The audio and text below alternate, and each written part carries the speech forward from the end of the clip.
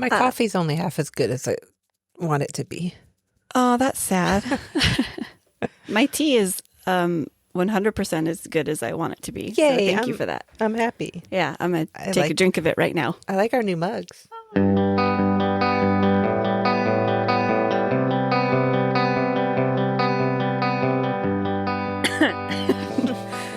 I have a mug from the Americana Motor Hotel in Flagstaff that we just got back from.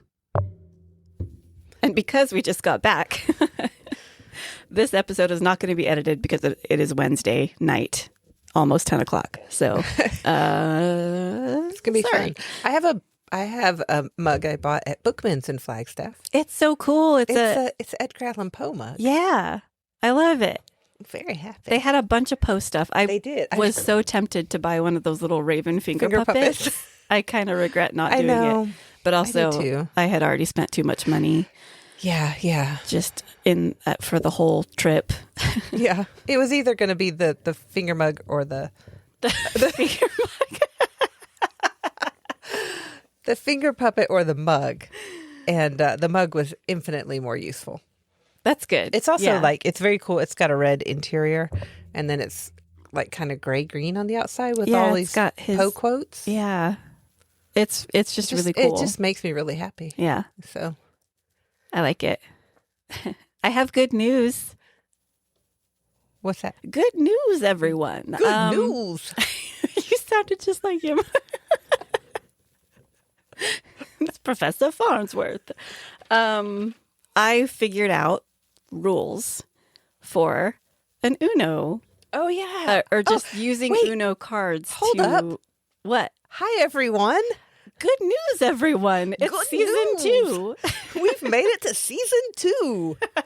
I don't want to live on this planet anymore. Well, I don't, but I do want to keep doing this podcast. Yeah. No, the planet's a pretty cool place. Actually. It is, yeah, for the most part. Episode 1 of season 2. Yikes. Episode 52 as a whole. Wow. But yay. Welcome to season 2. We've been doing this podcast for a whole year. Blow my mind. Crazy. So crazy. So that's good news. And also was it the last episode that I was talking about? We were talking about drawing Uno cards. I don't remember if it was that or the bonus content or a tea time.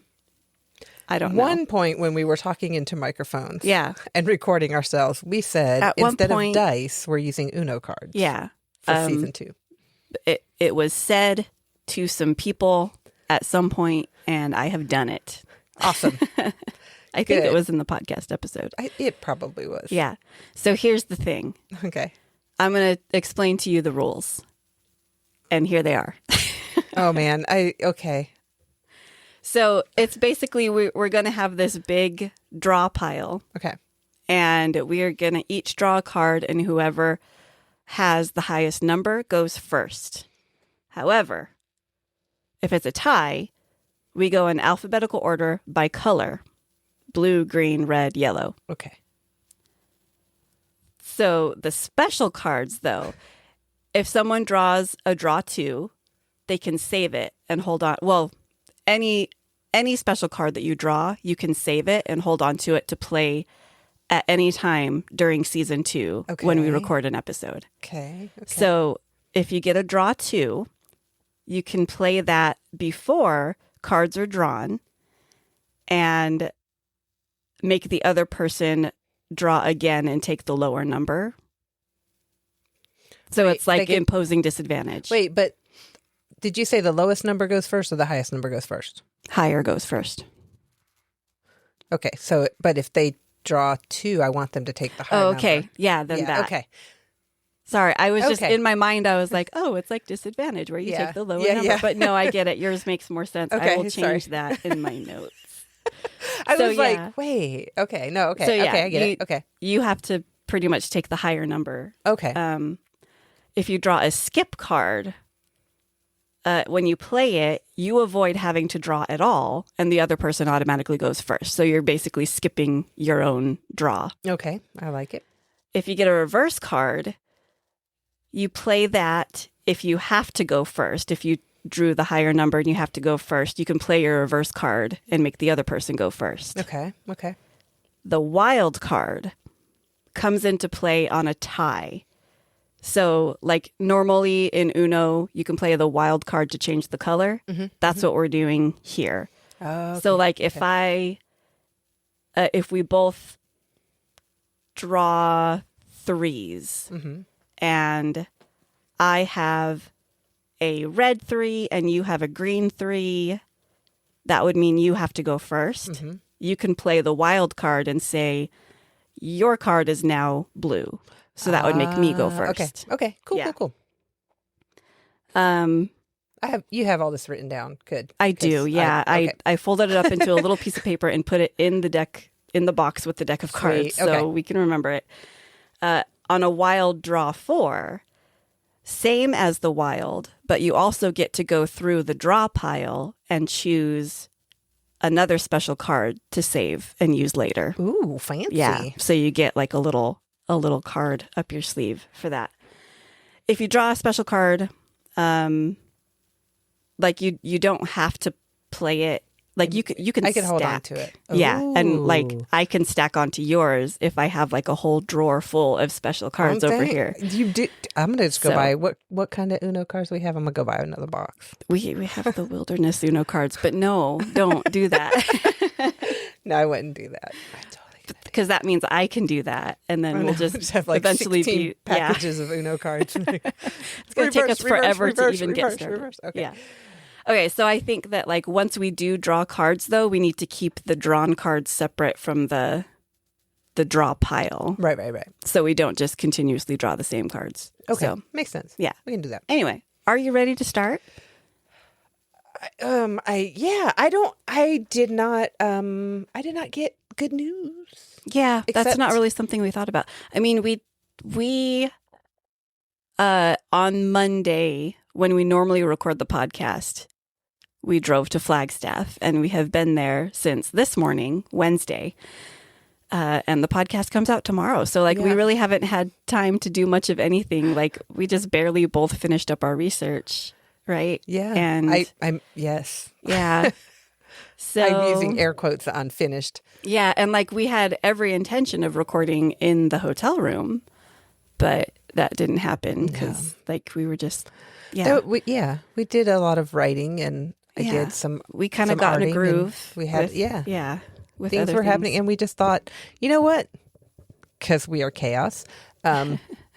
Let's just have an unedited episode that we record last minute, and that'd be great. So like I will edit it as far as putting like the intro and outro music in, but that's about it. So enjoy this wild ride that we're about to go on to kick off season 2. Yeah. All right, let's draw some cards. Let's draw some cards. You want to do first draw? Sure. First draw. Sure. Oh. What'd you get? What did you get? We have to I show got at the a same 9. time. Okay. I got a 2, which means Oh, that means you I go first. first. No, that's a draw 2.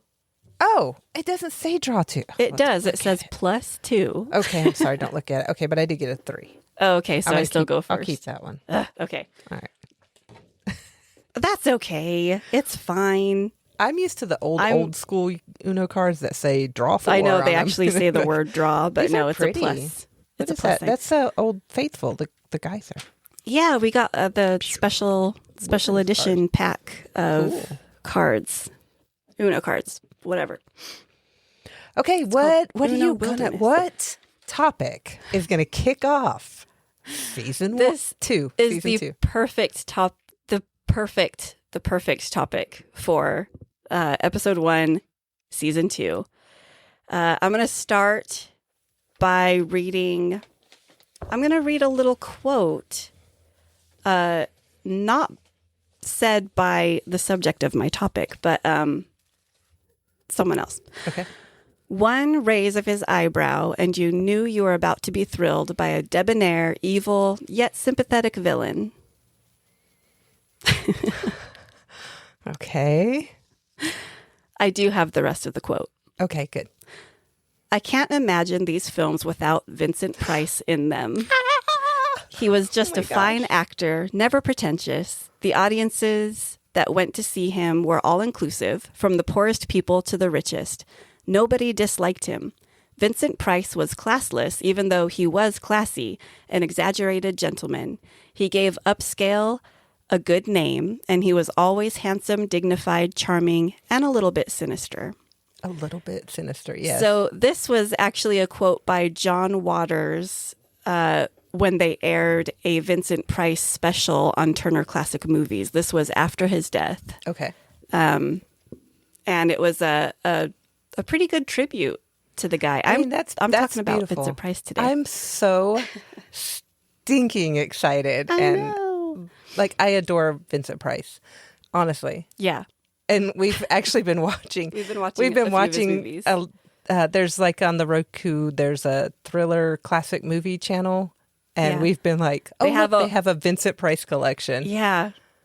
That's great. Fabulous. I'm so excited. Yeah. So excited for reasons. Other reasons too. I sort of tried to stick to a timeline here, but also I kind of bounce all over the place. We'll see. I have a few like neat little things about him, and it's going to be full of neat little things. I mean, which is the new neat thing because I like little. Okay. I think I like it's cute. Neat little thing. Okay. Vincent Leonard Price Jr. Oh, I didn't know he was a junior. He was a junior. He was born into a wealthy family on May 27th in 1911 in St. Louis, Missouri. His parents were Vincent Leonard Price, president of the National Candy Company, which is a neat little thing. That's a neat little thing. And his mother's name was Marguerite Cobb Price.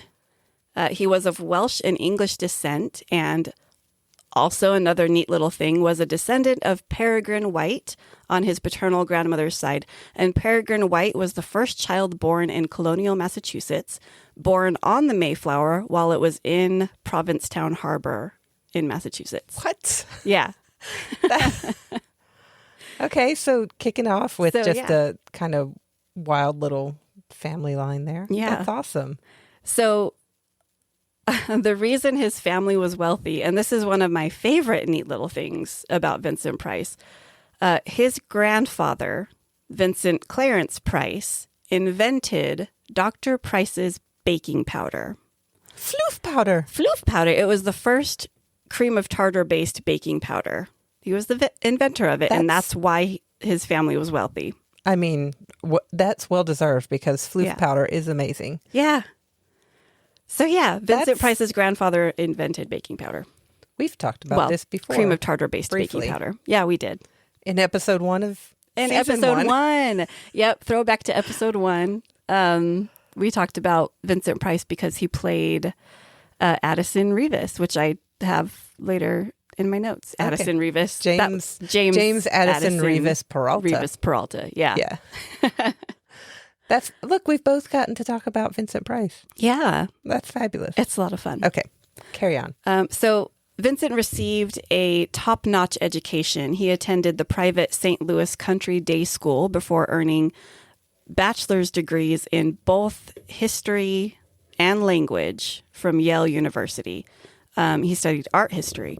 So while at Yale, he discovered a love of performing on stage.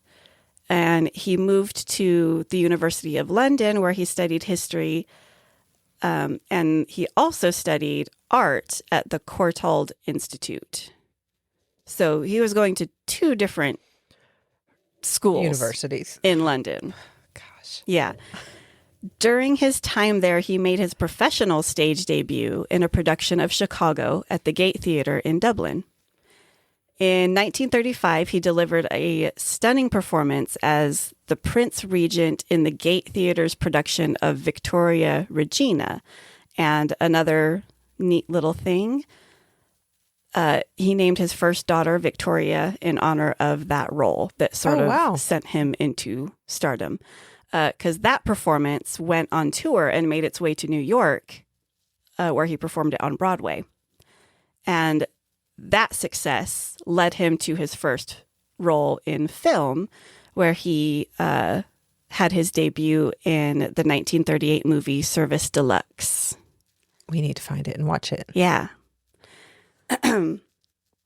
So his first starring role was James Revis. Oh my gosh, I didn't know that. Did I? Wait, no, I did know that was his first movie. He had, Sorry. It wasn't his first. His first lead. Yeah. Okay. So he had a few movies under his belt by then. The movie came out in 1950. So his first role was in 38. He had been doing like kind of bit parts and supporting like villain characters characters and things like that. Okay. In the movie The Baron of Arizona. So yay, throwback to episode 1. Seriously, wow. Yeah. After that, he became almost exclusively associated with the horror genre. He sort of found a niche there. And that was thanks to his role as the revenge-driven sculptor in the 3D classic House of Wax in 1953, which was the first 3D film to land in the year's top 10 at the North American box office. Wow. Yeah. We did we watch that? I don't think we ever did. Revenge. I remember something where he... Wait. Yeah, no, yeah. I'm having a tiny memory. I don't remember. We're going to have to... Okay, I don't know. We're going to go look and see. I feel like yeah. we've watched that, and I feel like it's super creepy. Probably, yeah. He also did a bunch of radio work, including portraying a Robin Hood-inspired crime fighter, Simon Templar, in The Saint, that ran from 1947 to 1951. In the 1960s, he did a bunch of low-budget films with Roger Corman and American International Pictures, or AIP. That's what we've been watching. It started with The House of Usher in 1960, which earned over $2 million at the box office in the U.S. and led to other Edgar Allan Poe adaptations, including The Pit and the Pendulum in 1961, Tales of Terror in 1962, The Comedy of Terrors in 1963, The Raven in 1963, and The Mask of the Red Death in 1964, and The Tomb of Ligeia in 1964. So all of those movies, like 2 a year, pretty much. Yeah, he was busy. He also starred in The Last Man on Earth in 1964, which we watched recently. We just watched that. I was totally right, because that movie is the first adaptation of the Richard Matheson novel I Am Legend. Oh, yeah. And we watched that, and I was like, oh, I think this is like the original I Am Legend. Yeah. Well, I knew it was a book too, but the original movie adaptation. So yeah. That was a good movie. It was good. It was good. And all of those movies you've listed, I think we've watched all but maybe 2 of them.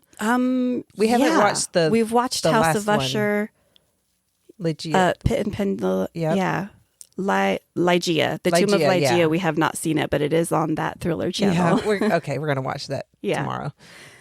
But yeah, I want to read I Am Legend and see sort of which movie adaptation came the closest to it. Because they're totally different, but you can see the similarities. Yeah. I don't know. I never watched the Will Smith one because because the dog dies and it's horrible. I heard that and I was like, I'm good. I don't need to watch this. It's a good movie, but that part just rips your heart out. Yeah, of course. Yeah, and if you can't handle animal death, tragic animal death, pointless, then don't. Yeah. Well, it was pointless. It drove the main character to do what he needed to do. I understand. Pretty much. So but also he also did TV.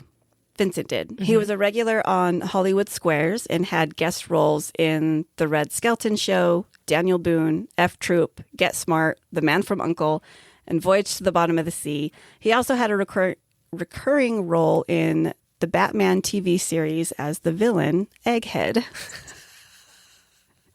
Which is hilarious. I saw that picture the other day and I was like, what is this one from? It just randomly showed up on, I think, on my Pinterest newsfeed, and I was like, I don't know this one. And he's like, that's excellent. And I was like, what? Did you think it was weird that I was like, oh yeah, Batman. That's from Batman. He played Egghead. It did,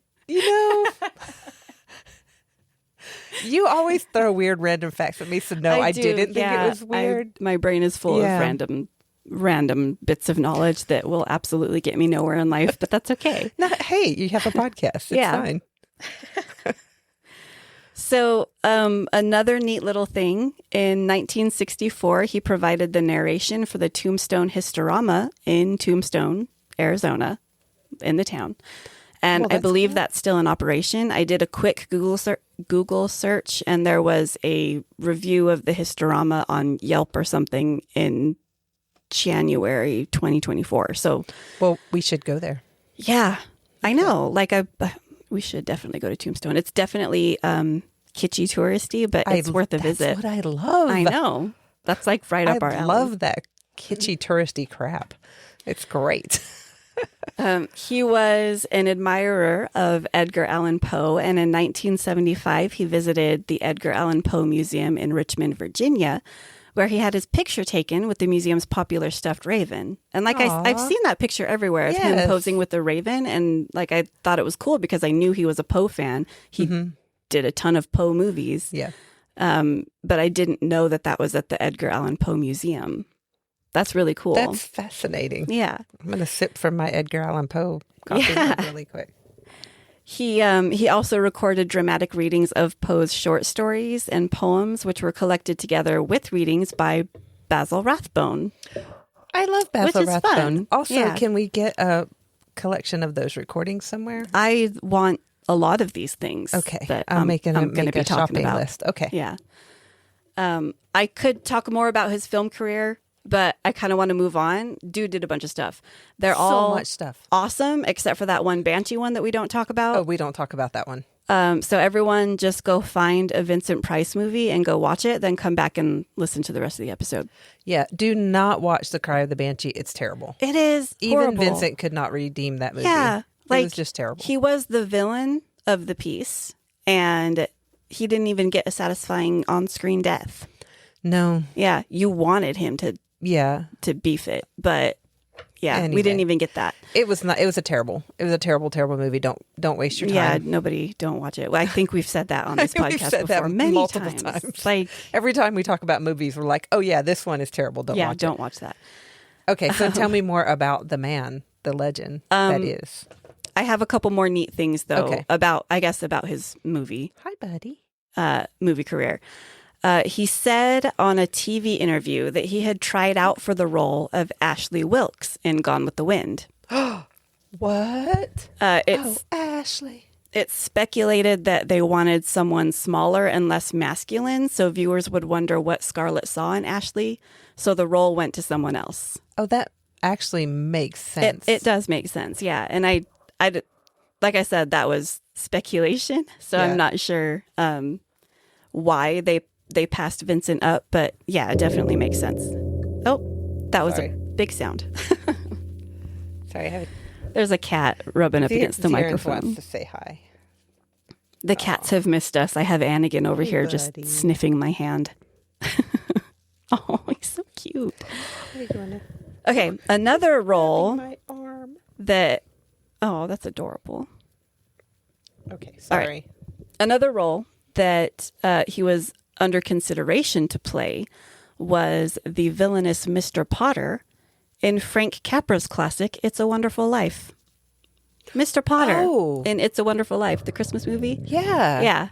Wow. Okay. So that's fun. We should watch that, by the way. We should. Yeah. You're going to say that about like a lot of these things. I am. So I'm just going to keep talking. Okay, keep talking. Sorry, I know like I'm not editing this episode, so I'm trying to keep it like still at a reasonable time. Okay. So okay. Vincent provided a monologue for the Alice Cooper song The Black Widow on the Welcome to My Nightmare album in 1975. And in 1977, he recorded a cover version of the Monster Mash, which I'm pretty sure I've heard. I think that might have been the original I've heard. And then I heard the cover or the original later. Okay, let me reword that. Vincent Price's version is what I heard first. Gotcha. And then, yeah. Oh boy. Also in 1977, he began performing as Oscar Wilde in the one-man stage play Diversions and Delights, which I never knew about him. I never knew about him, and I hope somewhere there's a recording of that, but probably not. Yeah, I don't know. I didn't look into it. I know that he eventually performed the play worldwide, and I know that his daughter Victoria stated in the biography that she wrote about him that several members of Price's family and friends thought that it was his best acting performance. Wow. So I really want to find it. Yeah. Oh, man. Time travel. Yeah. I would love to see it. I would love to just be a time traveling tourist. Yeah. Yeah, we were talking about that the other day. Just like I wouldn't mess with anything or try to like do anything. I just want to go like hang out. Yeah. In 1982, Vincent provided the narrator's voice in Vincent, Tim Burton's 6-minute film about a young boy who flashes from reality into a fantasy where he is Vincent Price. So Tim Burton was a huge fan. I love that. And I actually, seen that. I've watched it. It was, I think when I did episode 1, I think I found that. Oh, that's funny. Somewhere. Why? Because I went down a Vincent Price rabbit hole. Oh, okay. I know I wasn't talking about him in my thing, but I was like, look at this fascinating stuff. Yeah. That same year, Vincent provided the spoken word sequence throughout the Michael Jackson song, Thriller. He was given a choice between taking a percentage of the album proceeds or being paid a flat $20,000. He chose to take the $20,000 and later said that he regretted it. Because, like, that song is so popular. Yeah. And it's like, I mean, it's popular, but I think, like, his voice there just... I love it. Kicked it. Yeah. That's one of my all-time, like, favorite songs. Yeah. It's a classic. He also provided the ghost host narration for the Haunted Mansion in Disneyland Paris. Oh, that's fun. But then later they recorded another actor who spoke French. Oh, well, who recorded it in French. But then later on, when they had,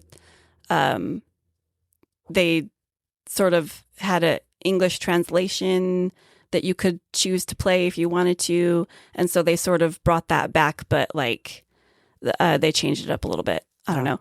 I didn't put that part in my notes, but it's still like bits of his narration are still being used in it. That's wild. Yeah. And I wish it was him narrating in the Disneyland one. Yeah. That would be like, okay, we'll ride this ride 10 times instead of 5. Yeah. Yeah. Let's see. I lost my place in my notes. Okay. One of his last major roles and one of his favorites was as the voice of Professor Ratigan in Walt Disney Pictures' The Great Mouse Detective in 1986. I love that movie. You said it was one of his favorites? Yeah. He played Ratigan. Why did I not know that? I don't love know. The Great Mouse Detective. Yeah. Also, Tim Burton cast him as the kindly old inventor who created the title character Edward Scissorhands in 1990.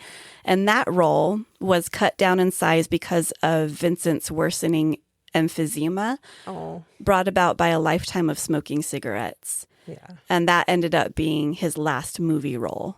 Oh, wow. He did end up doing like a made-for-TV movie or miniseries or something after that ended up being his last screen performance, but the last movie role was in Edward Scissorhands. He suffered from chronic obstructive pulmonary disease and Parkinson's disease. Oh, I didn't know that. Yeah, me either. And like his symptoms were especially severe during the filming of Edward Scissorhands, which is why that role was dramatically shortened. It was supposed to be a much bigger part than he actually ended up playing. It was a very short moment when he was there. That's sad. It is sad. Vincent died at age 82 of lung cancer on October 25th, 1993 at his home in LA. He was cremated and his remains were scattered off Nicholas Canyon Beach near Point Dume in Malibu. D-U-M-E? Dume? I don't know. Dume. Yeah, but I have more neat things. Okay, I like neat things because now I'm like all sad. Like I knew he died, but I was just like, oh, yeah, this is sad. I thought I'd mention that at the same time, I talked about his last role and then continue on to the other things. Yeah. So I said I'd bounce all over the place. It's all right. I like bouncing. It's fun. All right. Neat little things. He loved art. So he went to art school. He studied art history. He developed an intolerance for art snobs. Oh, I have the same intolerance. Yeah. He believed that art should be easily available to the masses. And I have a quote by him that says, "Art is excitement which we can't create ourselves. We can't." Oh, wait, hang on. I said that wrong. Art is it. The unedited podcast. Art is excitement which, if we can't create ourselves, we can at least, through love of it, make it available to others. I love that. Which, yeah. That is my vibe, though. He was a massive collector. Him and one of his 3 wives, I forget which one, donated a bunch of art to, it might have been Yale, a university, and they named the art building after him. Oh, cool. I should have put that in my notes, but I didn't. It's all right. It's all right. I have more quotes from him about art. In his visual autobiography, I Like What I Know, he said, "I have come more and more to the belief that we owe our arts 1,000 times what we are paying them. We support our cigarette factories, soap manufacturers, beauticians, all the luxury and pleasure businesses of our overindulged civilization, but we pay our painters an average wage. And yet, when the future digs us from the past, they won't care how we smell, what we smoke, or if we bathed. All they'll know of us will be our architecture, our paintings, sculpture, poems, laws, philosophy, drama, our pottery and fabrics, the things which our hands made and our minds thought up. Oh, the machines they'll dig up too, but perhaps they'll point to them as our destruction, the wheels that drove us down to death." So brilliant. I know. I love it. And that's an excellent point. Yep. In the future, I think of what archaeologists value in what we find now. Mm-hmm. It's pottery. It's art. It's what we've made. It's not, how we smelled or whatever. Because the art is the soul of people. I mean, an artist pours everything of themselves into their creation. Yeah. So, the things that we make are the things that we cherish the most. Mm-hmm. But as a society, we tend to sort of overlook artists. Just do this for me. The exposure will be good for you. Oh, yeah. I did that once. Yeah. I illustrated a children's book for free. That's fine. Yeah, it's fine. Yeah. I will say that it was not my best work. They got what they paid for. Oh, man. Okay, so he also said, "I trust people who are violent about art, as long as they aren't close-minded. But unfortunately, most art blowhards are also art bigots." I just love him. I do too. He just puts it out there. Yeah. I love it. I have another quote that I love regarding art. "If I could prescribe a single rule for looking at a work of art, it would be to enjoy it. If we're honest with ourselves, we have to admit we enjoy our tears just as much as we enjoy our laughter.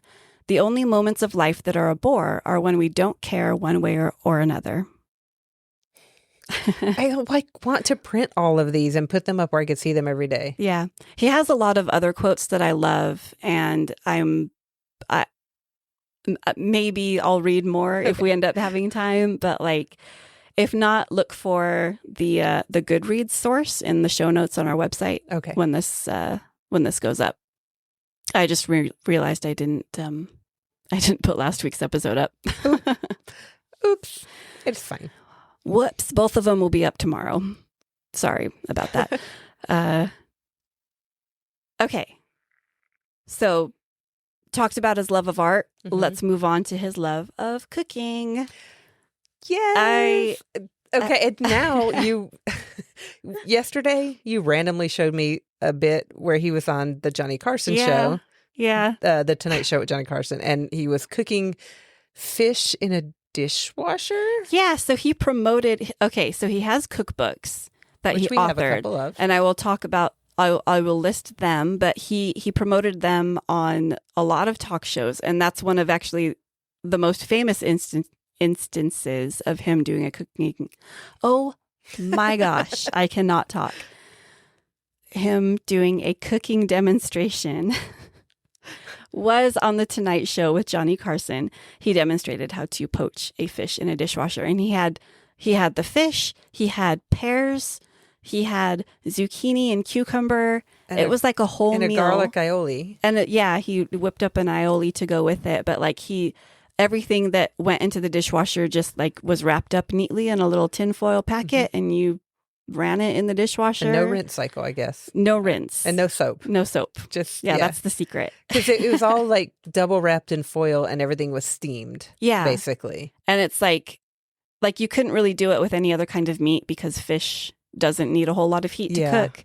So, it was just fascinating. It just worked. And he was just hilarious. Like they were going with he's like, I've got the white wine for the fish, and he's like, here, let me just make sure it's fresh. And Johnny Carson's like, oh, let me double check that it's fresh. Yep, that's and fresh. they're like going back and forth, and then they're like, oh, we need more wine for the zucchini. He's like, oh, it's been open for a minute. Let me make sure it didn't go bad. I think they drank. They were so funny half together. the wine between them. But, yeah. And then they moved on to the red wine, which they poached the pears. Yeah, that's what they did with the pears. They were adorable. Yeah.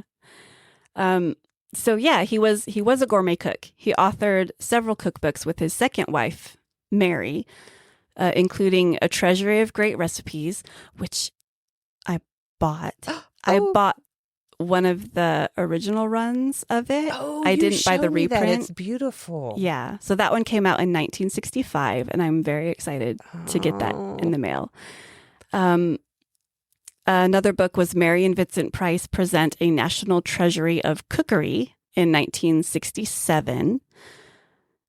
Then Mary and Vincent Price's Come Into the Kitchen cookbook, A Collector's Treasury of America's Great Recipes. So that was actually, the previous one that I mentioned, the Mary and Vincent Price Present a National Treasury of Cookery, was actually a 5-volume set. Oh, okay. And then the Come Into the Kitchen cookbook was all of those combined into one massive book. Okay. So that was in 1969 where they combined all of those. And then in 1971, he published Cooking Price-Wise with Vincent Price. We have that, right? And we that that's the one we have. Did I get there's one Cooking with the Stars where he... No, it's on our wish list. It's on our Amazon wish list. Yeah. So he didn't I don't think he wrote that one, but he was involved with it somehow, and I forget how. Yeah, but it was I can't remember. Compiled by somebody else. Yeah. I think it was stuff that like famous people ate in Hollywood or something. Yeah. I don't know. Like, yeah, we're having a dinner party at so-and-so's house, and this is what they served. Yeah. It's like, okay. So another thing I really, really want to get my hands on, he recorded a number of audio cooking tutorials titled International Cooking Course.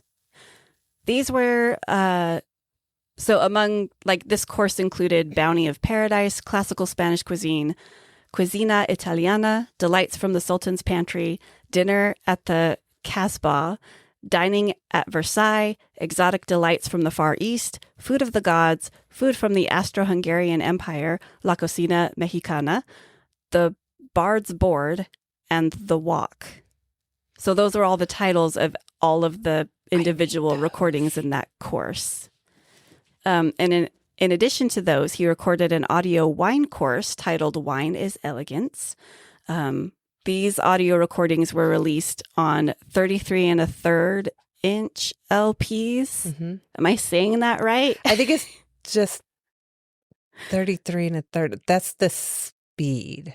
There were 33 1/3, and then there were the 70-something RPMs. Okay. Yeah. So that was in 1977.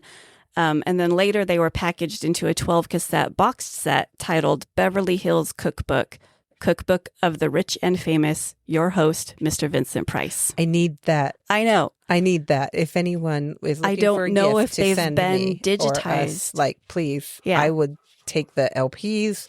I would take the cassettes. Yeah, I have no way digital of playing versions, those, but sure. we can go to the thrift store and find a cassette deck, I'm sure. Yeah. Yeah, but I really want them. Like, I don't do gourmet cooking. No. But I would just listen to him talk about it. If Vincent Price tells me to poach a fish, I might poach a fish. And feed it to someone else. And give it to my dad. Yeah. Perfect. So, Dad, if you want to find these, then there's fish in it for you. You'll have to buy the fish. Oh yeah, I don't. I don't want to. Oh, I'm sorry. I woke the baby cat up. So I have another neat little thing that starts out kind of crazy, but turns out okay in the end. So don't worry. Why am I getting worried? So in Victoria Price's biography, and this is titled Vincent Price, A Daughter's Biography. It was published in 1999. Victoria details Vincent's early anti-Semitism. Oh no, Vincent. And initial admiration for Adolf Hitler. Oh no. According to his daughter, this is a quote, "When he went to Germany and Austria as a young man, he was struck by a lot of things going on during the Weimar Republic and the dissolution of the empire. So when Hitler came into power, instead of seeing him as a dangerous force, he was sort of swept up in this whole idea that Hitler was going to bring German pride back. However, Vincent became a liberal after becoming friends with New York intellectuals such as Dorothy Parker and Lillian Hellman in the 1930s, so much so that he was gray-listed under McCarthyism in the 1950s for having been a pre-war, premature anti-Nazi. So he completely turned against his previous beliefs. Good for him. After being unable to find work for a year, he agreed to requests by the FBI that he sign a secret oath to save his career. Wow. Yeah. Victoria. Okay, but no, like that. Can we talk about character growth here? Yeah. Okay, because I'm going to keep reading. I'm sorry. I'll stop. Yeah. I'll stop. Sorry. Go ahead. So Victoria said that her father became so liberal that one of my brother's earliest memories is when Franklin Roosevelt's death was announced, my father fell backward off the sofa, sobbing. Aww. He denounced racial and religious prejudice as a form of poison at the end of an episode of The Saint. So when he aired that radio drama, he said that Americans must fight against it, because such prejudices within the United States fuel support for the nation's enemies, which I love. I love. Okay. I have been going on for years on how much I love Vincent Price, and now I love him so much more. Yep. To get on the radio and publicly say, hey, racial and religious prejudice, stop that. Stop it. Yeah. But also to have one, okay, this person is, wow, look what they're doing. It seems really great. And then talking about Hitler. Yeah. And then oh, wait, no, it's bad. Okay. I'm not supporting this just because I always have. Yeah. Or because I thought it was a good way to go. It's bad. It's very bad. And I'm very against it now, or not against it. I'm very against this now because it's not good. Just to be open-minded enough to look at facts and have that change of... Well, and not being too concerned with your own appearance or your own pride to not be able to admit that you were wrong. Yeah. About a certain belief or whatever. It takes someone... Especially a man and in the patriarchy and a very well-educated and wealthy man. Yeah, he was born into wealth. He was humble. Yeah. In that aspect of being willing to... I love him. Yeah. I'm sorry. I just love him. I love him even more for that. That. All right. Okay, I have one final quote and then I'll be done. This is an excerpt from a book that Vincent wrote with his son, Vincent Barrett Price, who himself has achieved a lot with his life. He's an anthropologist, an author, and a poet. He has quite a few books. I sort of did a quick Wikipedia page read of his. He seems like a pretty cool guy, but they wrote a book called Monsters, which I bought. Oh, yeah. Sweet. I was just going to be like, I want to read that. Yeah. And in it, Vincent says, as the Earth's most powerful species, the only animal with values, we must rise above the fears and confusions inherent in the monster image and place positive value on the full continuum of nature. Everything is connected. There is nothing alien under the sun. The fear and distrust of strangeness, of abnormality has no place in a sane and self-respecting world. Abnormality is a matter of numbers and degrees, not a condition of reality, and it has nothing to do with evil. Unless we can rid ourselves of xenophobic furies and suspicions in the tendency to apply the negative connotations of the monster image to everything that differs, be it political or physical, we run the risk of becoming a monster that not only consumes the rest of nature, but also itself. I love this coming from someone who was so famous in the horror genre and often played monsters on screen. Yeah. Like not, Frankenstein's monster or whatever, but like just a villainous. He played villains in a lot of things. Wow. Yeah. That was beautiful. I really want to read that again. Not right now, but I want to read that again because, Wow. It was good. Yeah. I just love him. I know. So, I loved learning about Vincent Price and all the neat little things about him. Like, I just barely even touched on his career, like film, TV, radio, stage. He did everything. That's really wild. There was a lot that I sort of skipped over and left out. Like he had 3 wives. Yeah. Or was married 3 times. There's definite difference there. Yeah. I feel like you could probably do a whole hour just listing all the things he's been in. Yeah. Or produced probably. Or been a part of. Yeah. That's so wild. Yep. I love him. And okay. I do want to end by asking, of the Vincent Price movies you've seen so far, what's your favorite? Oh my goodness. Oh man,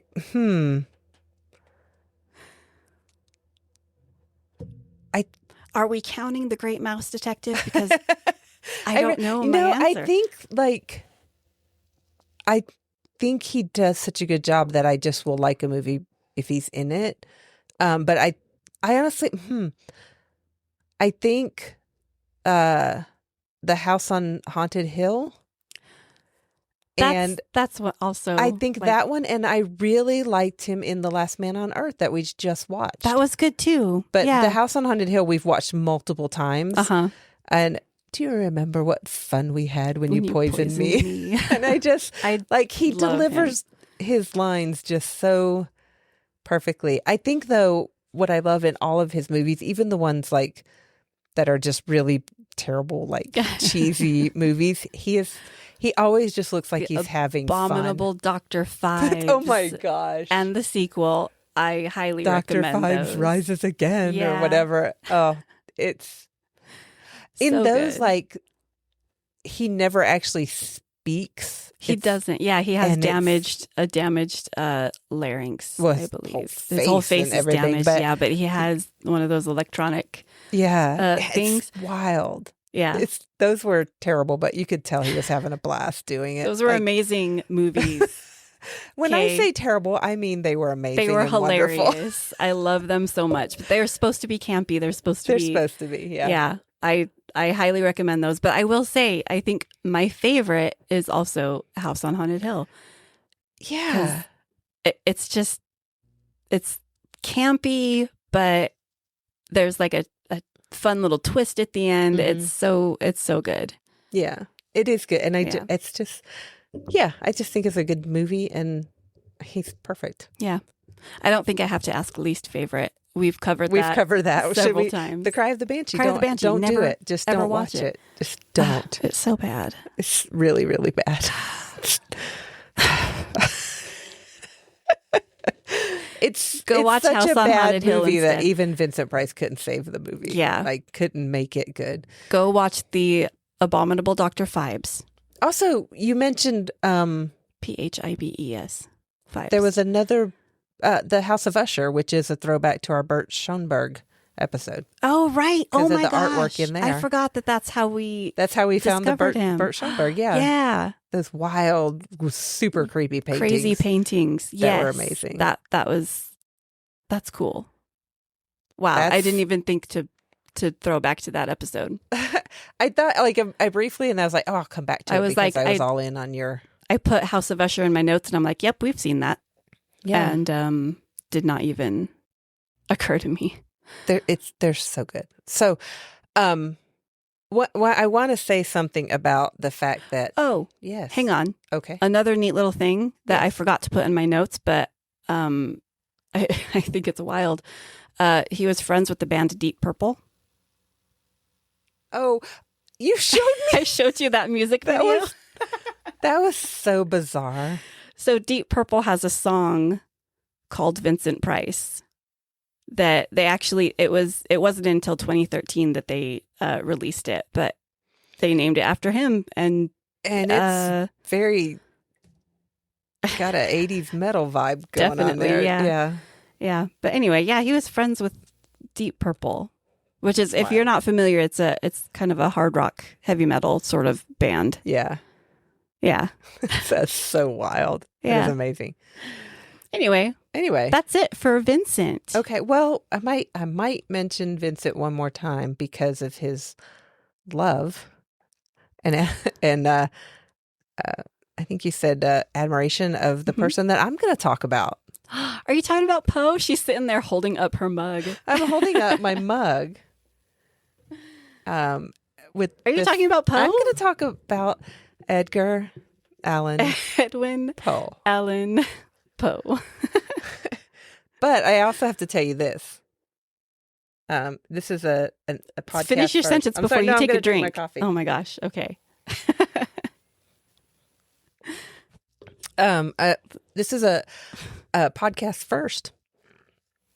How? I'm going to make this a two-parter. Oh, okay. Yeah.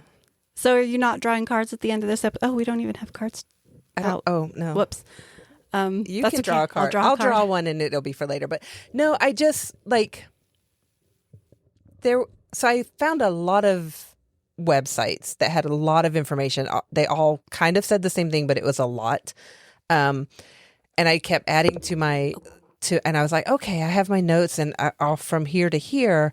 And then I realized, oh, this is just like his life. I don't even go into his writings and his, and I'll touch briefly on his influence on so many places of American literature. Oh man. But I also, I think everybody reads Poe when they're an angsty teen. I think high school we had to read him. So we didn't have to. I know I had some teachers who were like, read this. And I was like, okay. And I'm like, oh my gosh, I love him. I will admit, I have not read many. Well, I thought I've read quite Poe a few things. Poe, but I have not read many at all. He was quite prolific. I read what we were supposed to read in high school, and I think I don't even remember that. I can't talk. I don't remember what they were. So, I mean, Sadly. like the ones that pop into my head that Except I have the Raven. memory of, the Raven, the Still Beating Heart, the Cask House of of Usher. Amontillado. Cask of Amontillado, yes. Yeah, House of Usher and Mask of the Red Death. Is the Still Beating Heart the one with the heart under the floorboards? Mm-hmm. Okay, that one, yes. And I think that might not be the name of it, but that's what I call it. It's not. I can't remember what the name of it is. It's fine. We'll come back to it. I'll talk about it next week. The Telltale Heart. The Telltale Heart, Yeah. yes. we'll talk about some stuff. We'll talk about more of his works next week.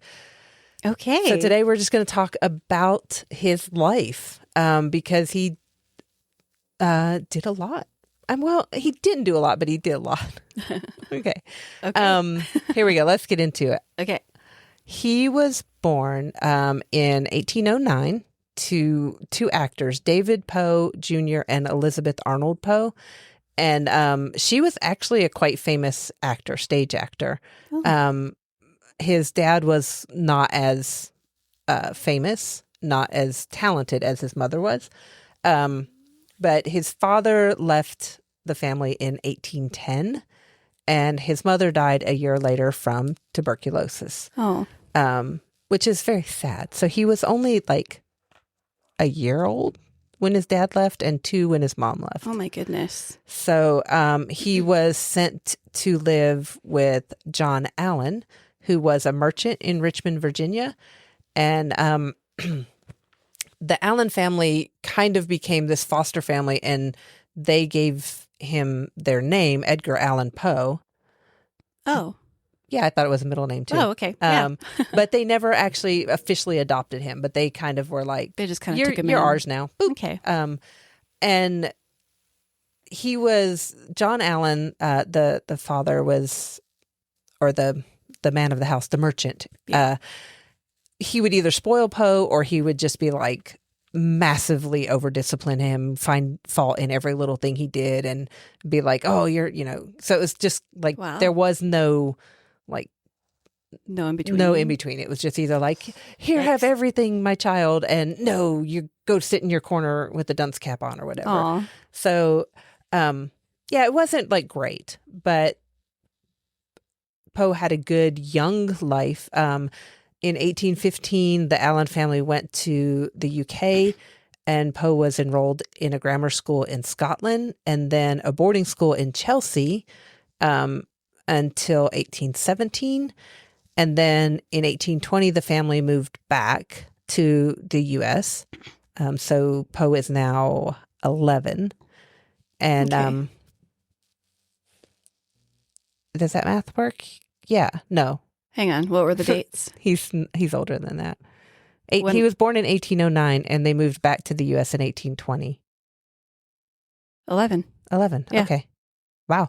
So he started at the University of Virginia in 1825. So he was 16. Okay. And the university was very new, and it had been established by Thomas Jefferson, and it had very strict rules against gambling, against racing horses, guns, tobacco, and alcohol. But the rules were mostly ignored because Jefferson. What? No, I'm just I'm laughing because the little the rules were ignored. No, I'm laughing. I'm reacting to what you're saying. Sorry, I could hear your little Tamagotchi child. Yeah, I was over just there. putting him to bed. Okay. So Jefferson had set up a system of student self-government. So the students got to choose their own studies, make their own arrangements for boarding, and they would be the ones who would basically say, oh, hey, so-and-so's gambling, and they would report that to the faculty. Oh, yeah, that's not going to get reported. That never really happened. The system was chaotic, and there was actually a very high dropout rate. Really? Really. So up before, before Poe was getting ready to go into school, they couldn't historians haven't been able to verify, but he may have been engaged to a girl named Sarah Elmira Royster. But then he went to school and kind of lost touch with her. And he also became estranged from John Allan, his foster father. He said, oh, you didn't give me enough money to register for classes, to get my textbooks, to get my dormitory. But Poe also he did a lot of gambling in school. So he had... Oh, so it might have just been like a spoiled little you child didn't give me enough situation. Money because basically I've just been gambling it all away. Allan did send money and clothes, but Poe apparently was not a very good gambler and kept raising rising debts. So after a year, he was only at the university for a year. He was like, I give up. I'm leaving. But the family in Richmond was like, we might not want you to come back. Like, you need to do something. Okay. He wasn't really welcomed back. And I mean, they probably didn't want him dipping into their finances either. Yeah. Like, I get it. Yeah. And he found out that dear Sarah had married someone else in his year at the university. So, Poe, instead of going back to Richmond, he went to Boston in 1827 and just started picking up odd jobs as a clerk and newspaper contributor. And he started writing under the pseudonym Henri Le Renette during this period. And he was just doing kind of little random things. Nothing major came out at this time. In 1827, he enlisted in the army, and this was basically to try to get a little income. Okay. So he enlisted in the army in 1827 under the name Edgar A. Perry, and he said that he was 22. He was only 18. Oh. So he served in Boston, and he put out his first book entitled Tamerlane and Other Poems. But this was only attributed to a Bostonian. Like, he didn't even put his name on it. It just said a Bostonian. It was 40 pages of poetry, and only 50 copies were printed, and no one paid any attention to it. Yeah. Aww. And here's my neat little thing. It is believed that only 12 copies of this have survived. Wow. In December of 2009, one copy sold at Christie's in New York City for $662,500, which is at that time the highest price paid for a work of American literature. Whoa.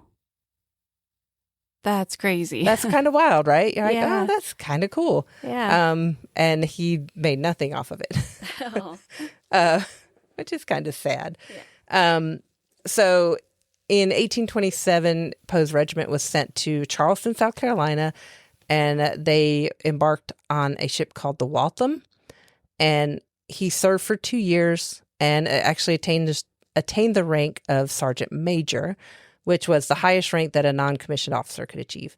And then he was like, well, this is as far as I can go. How do I get out of this 5-year enlistment? I don't want to do this anymore. So he went to his commanding officer, who named Lieutenant Howard, and he's like, hi, my name's really Edgar Allan Poe.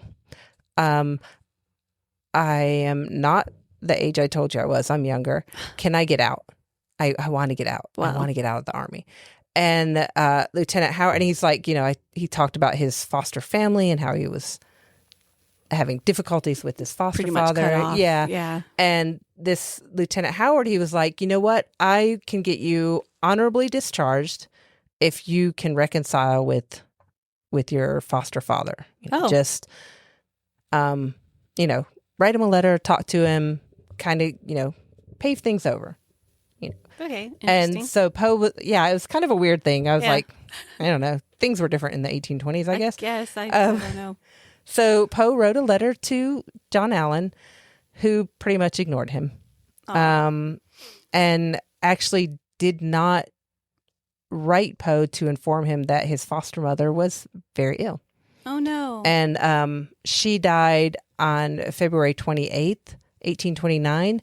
And Poe arrived for a visit the day after she was buried. And that's when, so it's kind of like... Oh, that's so tragic. So tragic. Because, I didn't read a lot about her, but she seemed not to have the problem with him. It was the dad, John Allan, was more of the one who was, he would kind of butt heads with. Yeah. But after his wife died, John Allan did kind of soften a little bit, and he supported Poe receiving an appointment to West Point. He was like, "Sure, let's do this. I'll help you get into West Point, basically," because John Allan was very, very wealthy. Yeah, very, very, very, very. So he was like, "Okay, I'll help you get into West Point." So Poe got into West Point, and then he finally managed to get. Oh wait, my notes get a little weird here because I found this information in weird order. So, Poe found a way to. It said he found a replacement to finish his enlistment, so he basically got someone else to serve out his last 3 years in the Army. Oh. And then he went to West Point Academy in 1830. July 1st, 1830, he signed in as a cadet at West Point. Sorry, my brain turned off on those words. I was like, what? This was also in around that same time sorry, I lost my place. My little thing scrolled. Okay. Before he went to West Point, he moved to Baltimore and stayed with his aunt Maria Clem and her daughter Virginia, who was Poe's first cousin. We'll come back to her in a moment. His brother Henry and his invalid grandmother Elizabeth. And he wrote that September, he received the very first words of encouragement I ever remember to have heard. And this was a review of his poetry by the influential critic John Neal. And it prompted him to dedicate one of the poems of his second book to John Neal. So he, just was like the first words of encouragement. Yeah. Which is kind of sad. Yeah. Like, oh, no one's ever said anything nice to me, so I'm going to dedicate one of these poems to you. Or just in terms of his writing, or it just at all. The very first words of encouragement I ever remember to have heard. Okay. I don't know. Well, because like in his early days, if his dad went back and forth between spoiling him and not, well, you can spoil someone and never give them encouraging words. That's true. So, yeah. This the second book was called Al-Araf, Tamerlane and Minor Poems, and this was published in Baltimore in 1829. Okay, now I'm back to where I was. 1830, Poe went to West Point and became a cadet. And in October of that year, John Allan married his second wife. And there was like arguments with Poe, and all this stuff was like, it just really, he just finally disowned Poe completely. He was just like, we're done here. Okay. And then Edgar was like, well, fine, I'm going to get court-martialed and get out of West Point and go live my life. Okay. So on February 8th of 1831, he was tried for gross neglect of duty and disobedience of orders for refusing to attend formations, classes, and church. All right. Knowing that he would be found guilty for these, he pleaded not guilty to the charges in order to induce dismissal. And I'm sure there's probably all these military regulations that have to be to make that happen. So he was like, not guilty, I didn't do it. And they were like, well, get out. You are guilty, go away. So he got out of West Point and went to New York in 1831, where he released a third volume of poems that was simply titled Poems. Oh. And this book he published by getting his fellow cadets to donate. Like, he was like, I need to raise some money to publish this book. And some of them donated as much as 75 cents. Oh. And he raised around $170 to pay for the publishing of this book.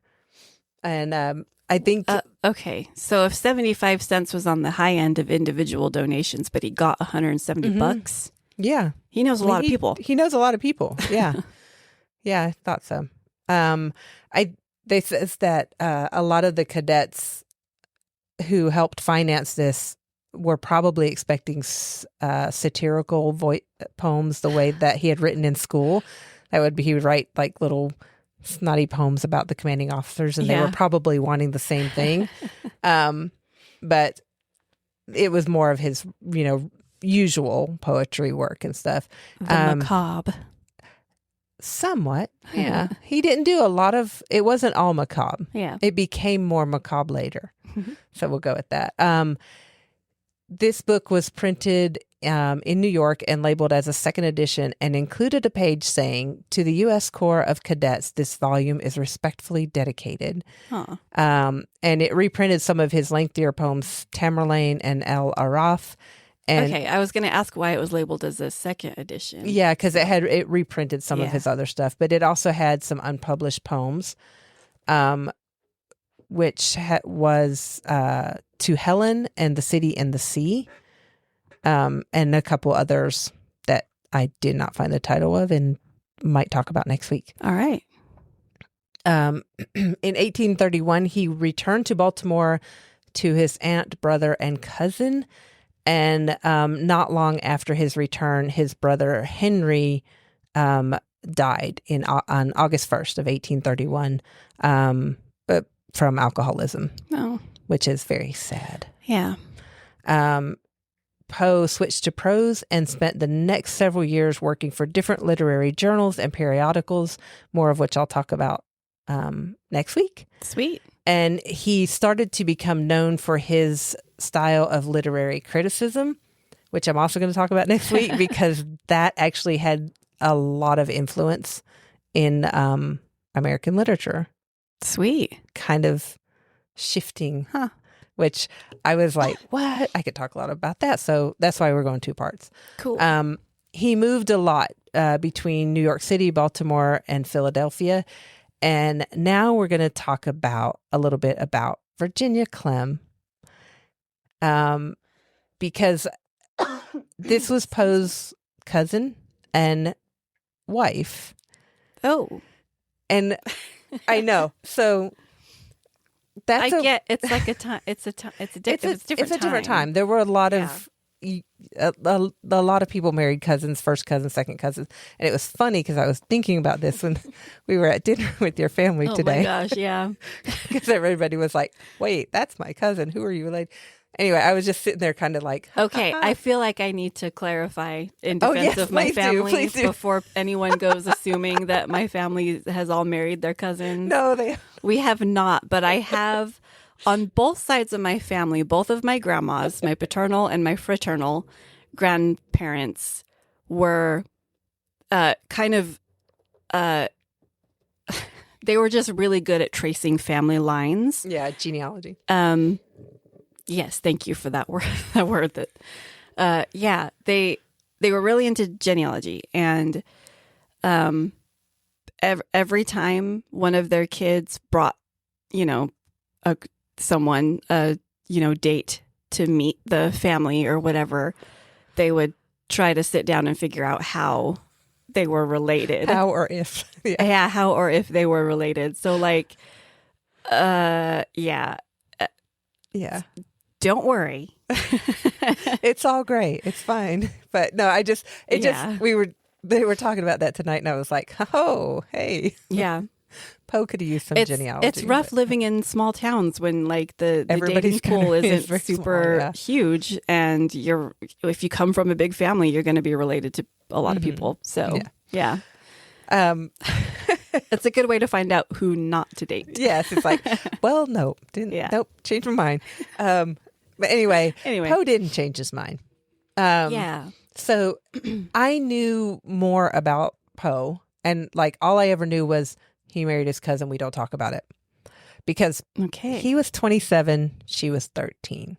Oh, yeah. So that's all we're going to say about that. But I do want to talk about Virginia for a little bit, because I did learn a little bit about her and about their relationship. And I felt like she deserved to have a little bit of a talk about. Okay. Instead of just being like, yep, married, bye, doom. Okay. So yeah. So there is a lot of disputes through biographers and historians on the nature of this relationship. They both loved each other. Everyone agrees that they loved each other. Oh, that's good. Which makes me happy. Yeah. And the way that they actually kind of, so when they met when she was young and Poe was staying with the family, he was actually courting a neighbor. Let me get there. Mary Devereaux. And he was like, Virginia, will you run this letter over to Mary for me? And if she writes a letter, will you bring it back? And so Virginia would run little notes back and forth between Poe and the neighbor, Mary Devereaux. And she even brought him back a lock of Mary's hair one time. Oh. So that was like kind of cute. And she was like this little go-between. And then in 1835, her grandmother, Poe's grandmother, died. And the family had kind of been living off of her income. She was an invalid and had kind of got like a stipend. Yeah. And like they would do odd jobs, and his Virginia's mother would take in boarders from time to time and try to just do whatever they could to scrape together. They were very, very poor. But when the grandmother died and that stipend ended, they just became almost practically destitute. So, Virginia was Maria Clem, her mother had passed away. Then her grandmother died, and then Poe's brother died. It's kind of all within a few years of each other. Wow. And so Virginia was the only surviving child, other than Poe, in this little family nucleus thing there. So Poe moved away to try to find some money. He moved back to Richmond and took a job at the Southern Literary Messenger. And his other cousin was like, I'm going to try to wait, Poe's talking to Virginia now and like courting her. She's 13. So what I'm going to do is I'm going to put her through finishing school and kind of get his mind off of her, put her in this boarding school and either delay the marriage until she's a little bit older, or just, he could just go on and move on to something else. And Edgar called this guy, his cousin Nielsen Poe, he called him my bitterest enemy. And he said, he's trying to pull me away from the woman I love. I'm blinded with tears while writing to you. And he was like, please let Virginia make her own decision. And I'm just kind of like, it's all very romantic, but also like I keep thinking about like the age differences. Yeah. But I'm going to not focus on that part. He did write and say that he would try to provide. This was actually before all this kind of happened. My notes for this bounce around a lot. So I'm like, this was actually right before Virginia's mother died. And Poe was like, come live with me in Richmond. I will provide for you. And so they're like, okay, let's go. So Poe went to Baltimore. He filed for a marriage license on September 22nd in 1835. And there's questions as to whether they actually got married then, or if they were married in May of 1836 when they actually had a ceremony. So they may have actually been married previously. Okay. But officially they were married on May 16th, 1836. And Virginia's age was listed as 21. Oh, well, how old was she really at that point? 13. Still 13.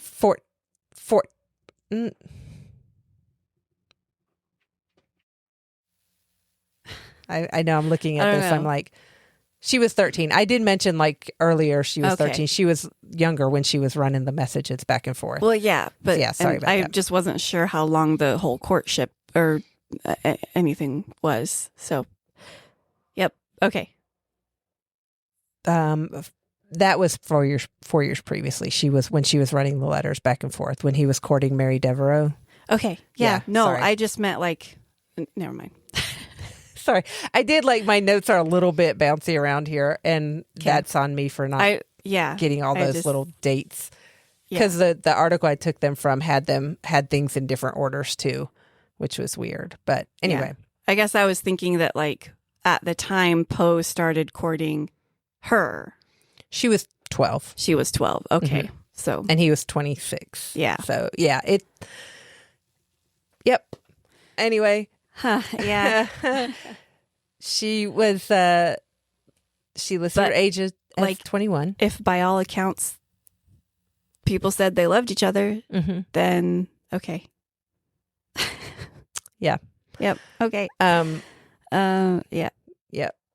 So there's been a lot of debate. And we'll talk a little bit about this. So a noted biographer of Poe, Arthur Hobson Quinn, says that the age in the relationship was not unusual for the time. And we've talked about this in movies that set in that time period, and in books and stuff, older men married younger women quite often. And it's and it was very normal. It was well, she's 16. Yeah, I'm 32. It's fine. It's very cringy for us. It's cringy for us today, but it was more. It doesn't make it right. It was more normalized at the time. And they were it was. You just say it was just normal. It doesn't make it right. It's more normalized at the time. It was normalized, but that doesn't mean it was right. Sorry, you said that really fast, and my brain did not catch up. So I was you said a lot of syllables, and I can't put them together right now. I'm sorry. It is late. I'm trying to get through this little bit. I'm sorry. No, you're fine.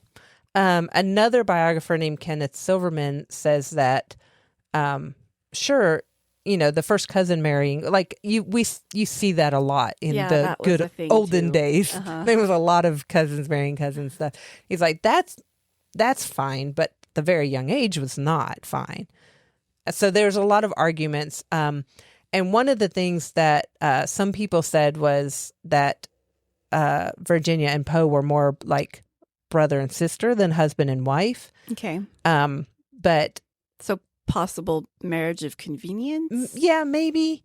But there was also, there is a letter that Poe wrote that says, quote, loved his little cousin not only with the affection of a brother, but also with the passionate devotion of a lover and prospective husband.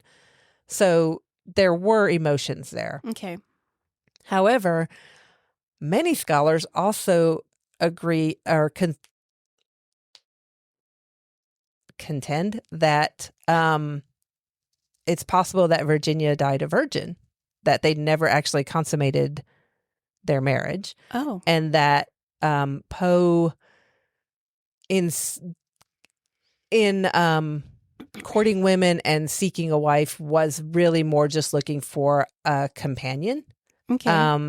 The biographer Joseph Wood Crutch suggested that Poe did not need women, quote, in the way that normal men need them, but as a source of inspiration and care, and that he was never actually interested in women sexually.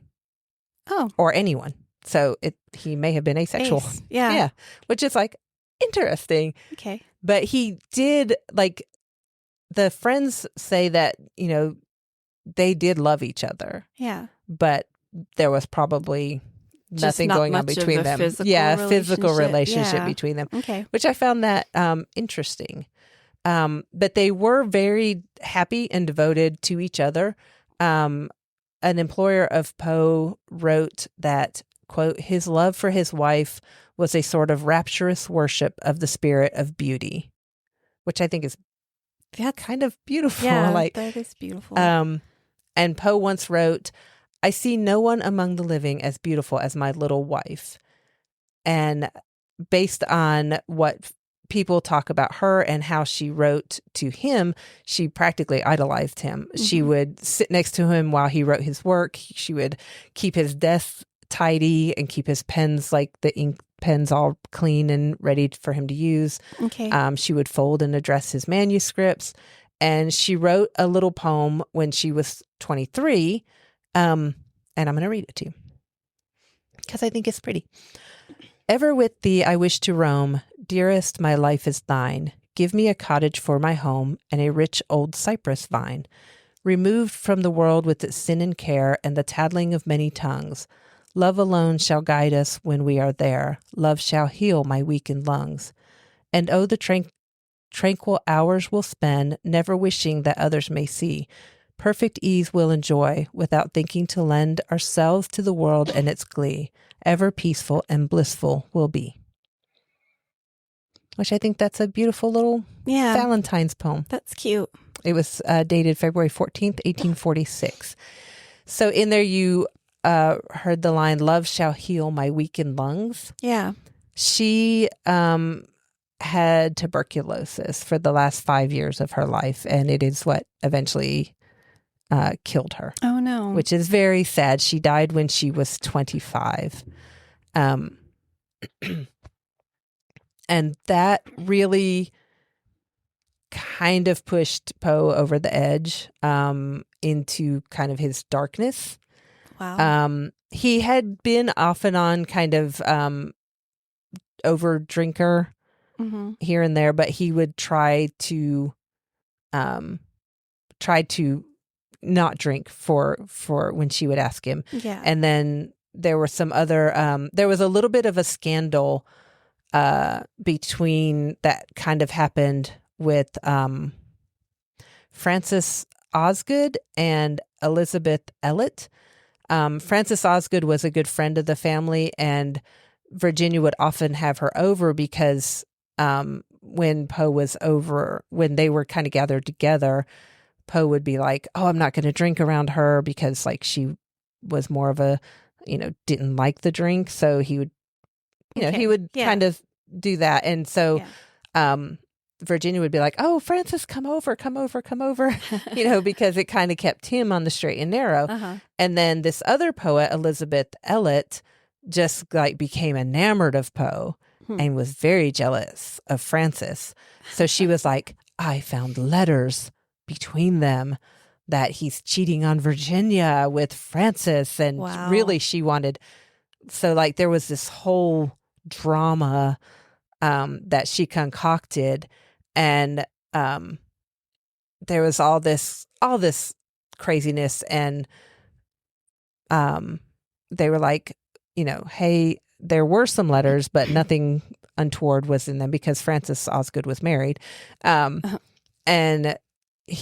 Poe was like, she's like, please, can you just give me my letters back? Because apparently someone is reading them. And Poe's like, here, have your letters. And then people were like, no, he didn't return the letters. He kept them. And it was just all this crazy drama. Okay. And here's poor Virginia just trying to be like, I'm sick and I just want my husband to not be caught up in this drama and be drinking. So I had a friend over, Yeah.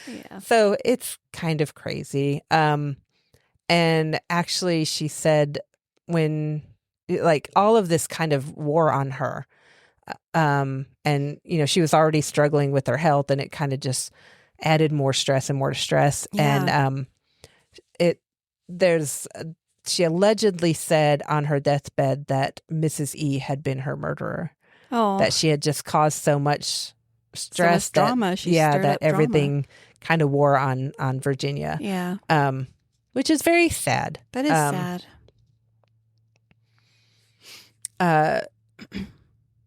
She was in 1842, she was singing and playing the piano, and she started to bleed from her mouth.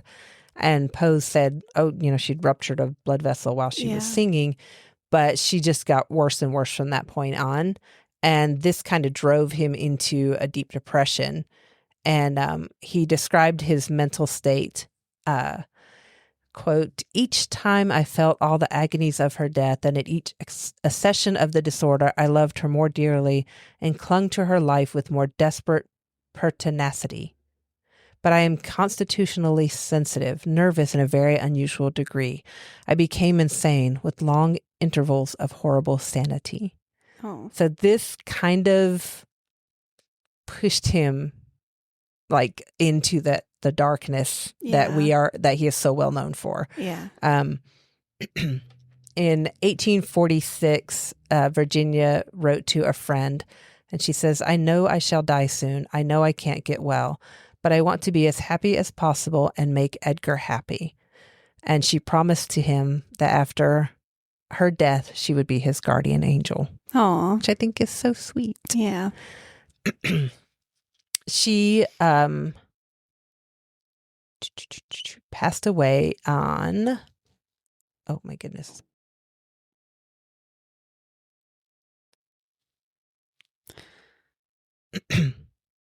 Sorry, I hit the little button and my screen jumped all over the place. Whoops.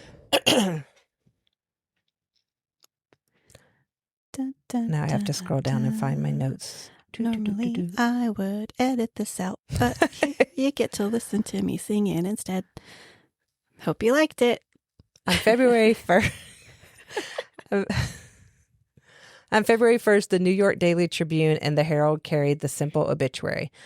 On Saturday, the 30th of January, of pulmonary consumption in the 25th year of her age, Virginia Eliza, wife of Edgar A. Poe.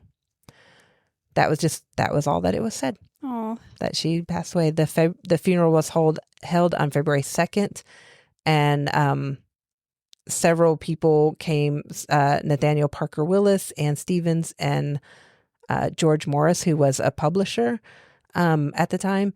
And they said Poe refused to look at her in the coffin. He said he wanted to remember her as she was living, which totally get I it. totally get it. I do not like viewings. A few hours after she passed, he realized he had no images, no photo, no painting, nothing. So he got a painter friend to paint a portrait of her. And this is the only image of, kitty cat, of Virginia Poe. I'm going to swing this around so you can see it. This was painted a few hours after she passed. Aw. She looks very peaceful and pretty. And it's not it's not a death portrait. It's a portrait of her. The artist. It's a watercolor. Made her look living. Yeah. She just kind of, it's like a little profile, and she just looks very pretty. Yeah. And I'm just very sad that I thought of when I was writing this or researching this, I thought of how many pictures we carry around on this little block of technology in our pockets. Yeah. And he was like, "Oh my gosh, I don't have a picture of this woman that I have loved." What was that? It was a cat. Okay, I'm glad it was a cat. So he had the only image of her was actually created after she died, which was very sad. Yeah. But yeah, I just wanted to talk about her a little bit, and I will talk a little bit about some of the effects of her after her passing, like on his writing and on his mental health. He wrote that he experienced the greatest evil a man can suffer, and said, "A wife whom I loved as no man ever loved before." And I just think that was just very, very sad. Yeah. So and I feel like we don't ever really talk about her that much. When we talk about Poe, we're just tortured writer, dark poet, the macabre, we focus on all of that, and I mean, I'm sure people are definitely turned off by the whole age thing. The age and that's difference, sort of and why I think it's been sort of hushed. Yeah, I'm sure that is it. It is and I debated on whether to even kind of do that, but I just was she had a huge influence on him. Yeah, and I didn't want her to just kind of get swept under the carpet just because she was young. Swept under the floorboards with the still beating heart. No. Oh my goodness. Yeah. But yeah, so a lot of his later works are believed to reflect her struggle with tuberculosis and her death. And a lot of Annabelle Lee and Lenore are probably based on her. Yeah. So, but I'm going to talk some more about them next week. Okay. Because I'm done talking. I'm tired.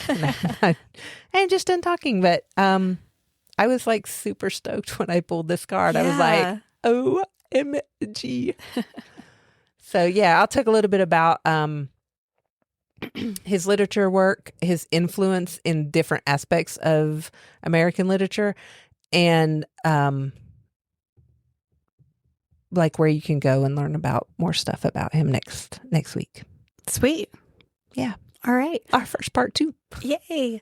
I think it's really cool that we got Poe and Price. Vincent. When you said that, I was like, oh my gosh. I'm not going to say, when you were talking about how much Vincent Price liked Poe, I was like, yep. I got stuff to say. Not going to say anything. So yeah, I think it was a perfect pairing for our first season 2. And the synchronicity with finding all the Edgar Allan Poe stuff at I know. the bookstore. And we walked into Bookman's and we right watched there. a Vincent Price movie. The Mask of the Red Death we just watched. Yeah, we didn't watch it on our vacation, but no, we watched it last weekend. But yeah. That's crazy. I was like, when we were watching that, I was like, haha, I'm going to be talking about Poe. I'm going to be talking about Price. That's so funny. We were probably both over here just giggling internally. Yeah.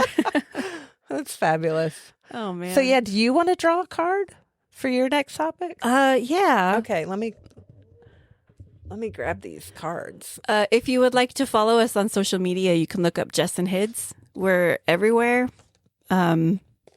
We need to get better at posting, but someday it'll happen. The best way to stay up to date with news and things that like announcements and stuff is to follow our Patreon. You can follow us for free. Patreon.com/JessandHids. You can also sign up for our newsletter on our website. The newsletters happen almost monthly, semi-monthly. Honestly, the best way to keep in touch with us and sort of join our little community is to follow us on Discord too. We have a server that is free to join. There are some channels that are for paid patrons only, but we have a lot of fun with the free stuff too. And you can find the link to that on our Patreon page. Just look for like a weekly schedule post. It's always there. So yeah. Okay. I'm going to draw a card. Draw a card. Weird. I know it's weird not drawing a card. Yeah. I'll draw one next week. What's your warm ember, Wally? I have a lot of my warm ember is the wonderful little Americana motel we stayed in. Okay. And I know that's a weird warm ember because we booked the hotel and all that stuff, but like, well, it was fun. It was just a fun little find. I love mid-century modern stuff. Yes. And that one had this one was Gucci. It was Gucci, which you just talked about. Yeah. And yeah. And I just loved our little writing retreat in Flagstaff. It was a lot of fun. And it was good to sort of get away and be able to just relax a little bit and focus on, on writing, on what we need to focus on. Yeah. It's great. Yeah. That I think that's where I'm. Oh, and also okay, I'm going to talk about Finch again. Oh, okay. Because the Finch app, which is a self-care app and not a sponsor, although I want to figure out how we can get them to be a sponsor. We have to email them. I know. Whatever. We should try. There might be a phone call involved. I don't know. Ooh. Okay. I also downloaded the app and I'm enjoying it so far. It is. I have a lot of our patrons are on the app with us, and it's fun. It's just a little fun way to kind of establish self-care habits by raising a little burb. Yeah. So burb. And they call them burbs. They call them burbs. I know. It's very cute. Yeah. Okay. I just, if you're not familiar with the term burb, I thought I would clarify because it's a little wee baby burbie. Aren't. It's a little burb. What is your warm ember? My warm ember, so